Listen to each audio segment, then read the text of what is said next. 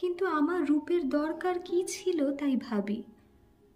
রূপ জিনিসটাকে যদি কোনো সেকেলে পণ্ডিত গঙ্গা মৃত্তিকা দিয়ে গড়তেন তাহলে ওর আদর থাকতো, কিন্তু ওটা যে কেবল বিধাতা নিজের আনন্দে গড়েছেন, তাই তোমাদের ধর্মের সংসারে ওর দাম নেই।